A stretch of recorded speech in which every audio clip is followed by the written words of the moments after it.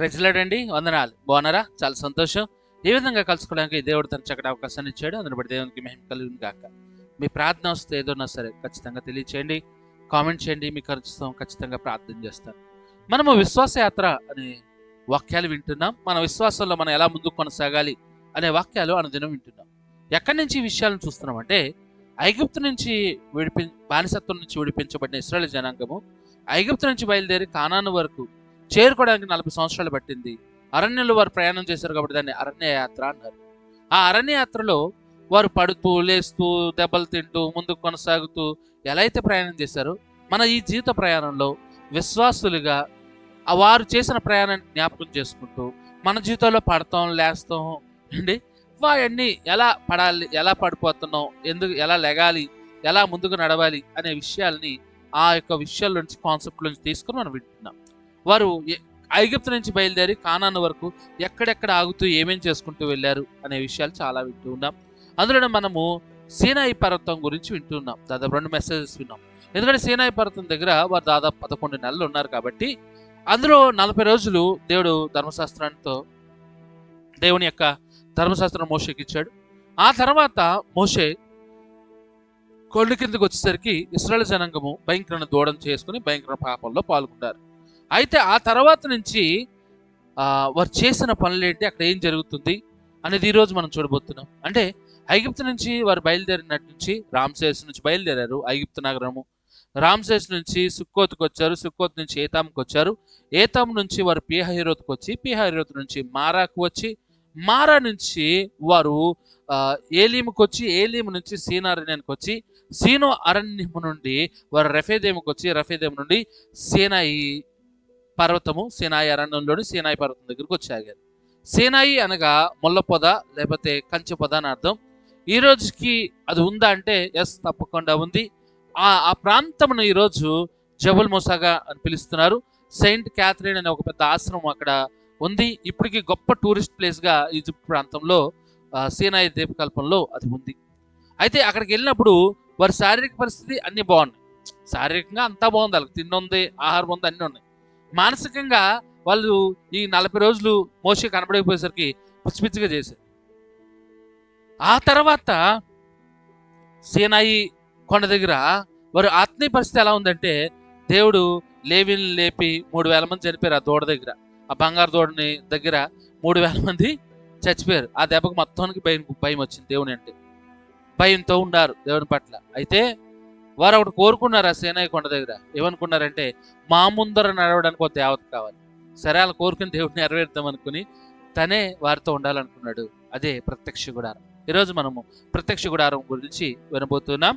నిర్గమకాండం 25 వచనం. నేను వారిలో నివసించినట్లు వారు నాకు పరిశుద్ధ స్థలమును నిర్మింపవలెను. నేను వారిలో నివసించినట్లు వారు నాకు పరిశుద్ధ స్థలము నిర్మింపవలెను. దాన్ని ప్రత్యక్ష గుడారం అన్నారు.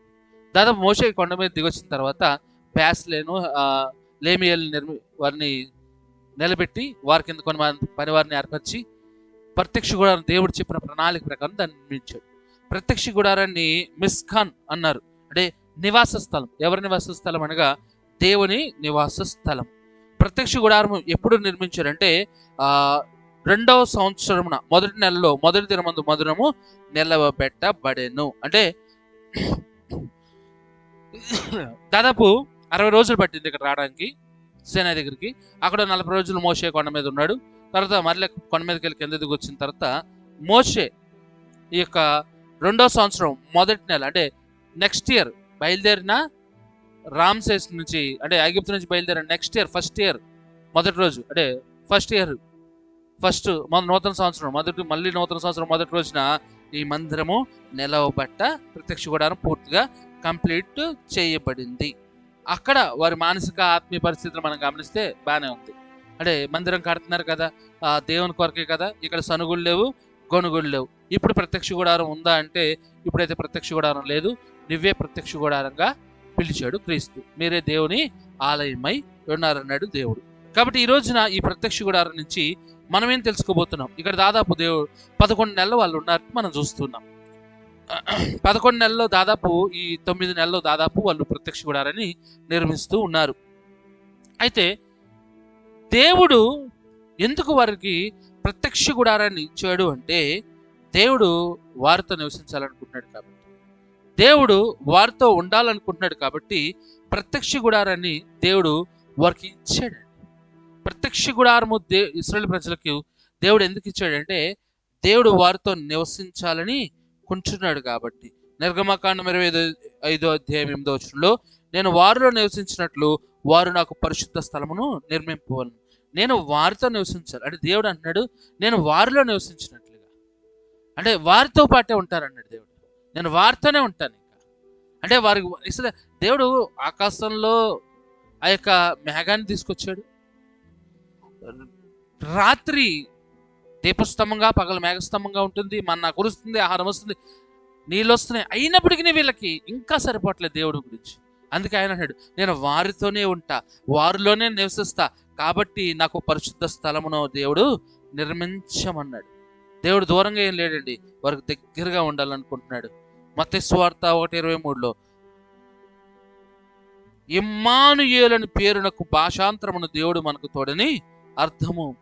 యేసుక్రీస్తు గారికి పెట్టవలసిన పేరు ఇమ్మానుయేల్. మరి ఎందుకు పెట్టలేదంటే అర్థం కాబట్టి, అది దానికి కూడా స్వభావం కాబట్టి ఆ పేరు పెట్టలేదు. ఆ స్వభావం ఏంటంటే ఆయన మనకు తోడుగా ఉంటాడు. యుగ సమాప్తి వరకు నేను మీతో కూడా ఉండేదని అంటాడు. నువ్వు ఒంటరివాడు కాదు. ఆ ప్రత్యక్ష గుడారం ఏం చెప్తుందంటే దేవుడు వారితో ఉండడానికి ఇష్టపడ్డాడు, వారితో ఉండడానికి ఇష్టపడ్డాడు. అందుకే ప్రత్యక్ష గుడారాన్ని దేవుడు నిర్మించబడ్డాడు. ఈరోజు దేవుడు నువ్వు ఒంటరివాడు కాదు, దేవుడు నీతో ఉన్నాడు. దేవుడు నీలో ఉండి నేను నడిపించడానికి సిద్ధంగా ఉంటాడు. ఆ ప్రత్యక్ష గుడారం మనకు నేర్పేది ఇంకో పాఠం ఏంటంటే నిర్గమకాండం 25:9 వచనం, నేను నీ కనపరచు విధముగా మందిరం యొక్క రూపమును దాని ఉపకరణములన్నిటిని రూపమును నిర్మింపవలెను. ప్రత్యక్ష గుడారము దేవుని యొక్క నమూనా ప్రకారం నిర్మించబడింది. నా ఇష్టం వచ్చినట్టు నేను చేస్తా, నా ఇష్టం వచ్చినట్టు ఇక్కడ చెక్కుతా, నా ఇష్టం వచ్చినట్టు అక్కడ పెడతా, కుదరదు. దేవునికి ఇష్టమైనట్లుగా అది నిర్మించబడాలి. నిన్ను నువ్వు చెక్కుకోవాలి. ఈరోజు దేవునికి ఇష్టమైన వాడుగానే ఉండాలి. ఆ రోజు ప్రత్యక్ష గుడారంలో చాలా ఉన్నాయండి. అంటే చుట్టూ బయటంతా ఆవరణము, చుట్టూ కడ్డీలు ఉండాలి. ఆ లోపల ప్రాంతాన్ని ఆవరణం అన్నారు. అంటే ప్రహరీ లోపల ఆవరణంలో ఈ యొక్క బలిపీఠం ఉంటుంది. ఆ యొక్క పెద్ద గిన్నె ఉంటుంది, నీళ్లు ఉండే గిన్నె ఉంటుంది, కాళ్ళు కడుక్కోవడానికి కానీ, ఆ బలర్పించిన వాటి మీద నీళ్లు పోయడానికి కానీ. అక్కడ ఈ యొక్క లోపలికి వెళ్ళిన తర్వాత సన్నిధి రొట్టెల బల్ల ఉంటుంది. అలాగే దీప వృక్షం లాంటిది ఉంటుంది. అక్కడ ధూప వేదిక ఉంటుంది. ఇంకా లోపలికి మనం ముందుకు వెళ్తే అది పరిశుద్ధ స్థలం. అది దాటి లోపలికి వెళ్తే అతి పరిశుద్ధ స్థలం.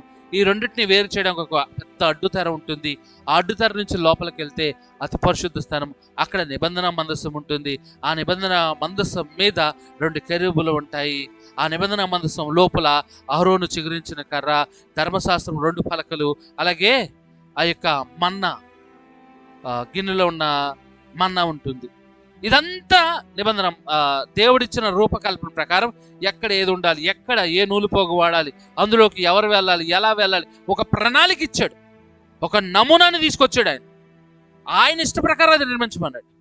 మనుషుల ఇష్ట ప్రకారం కాదు, ఆయన ఇష్టానుసారంగా అది నిర్మించబడి, మన ఇష్టానుసారంగా కాదు.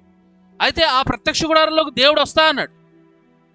ఈ రోజున మనలోకి దేవుడు మీరు దేవుని ఆలయం, అంటే మనలో ఆయన నివసిస్తాడు, మనల్ని ముందుకు నడిపిస్తాడు. కాబట్టి మనలో ఆయన ఉండాలంటే మన ఇష్టానుసారంగా మనం ఉంటే కుదరదు. మనల్ని అనుదినము మనము చెక్కుకోవాలి.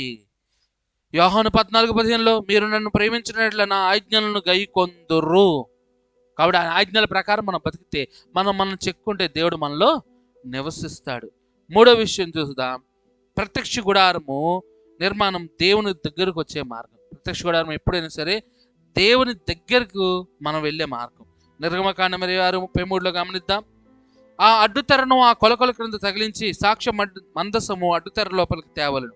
ఆ అడ్డుతెర పరిశుద్ధ స్థలమును అతి పరిశుద్ధ స్థలమును వేరు చేయను. అతి పరిశుద్ధ స్థలంలో సాక్ష్య మందసం మీద కరుణాపీఠమును ఉంచవలను. ప్రత్యక్ష గుడారం అనేది నిర్మించడం అనేది దేవునికి మనల్ని దగ్గర చేసేది. దేవునికి ఆ రోజైతే అతి పరిశుద్ధ స్థలమని, పరిశుద్ధ స్థలమని ఒక అడ్డుతెర ఏర్పరచబడ్డది. కానీ క్రీస్తు మన కొరకు వచ్చి ఆ అడ్డుతెరని చింపాడండి.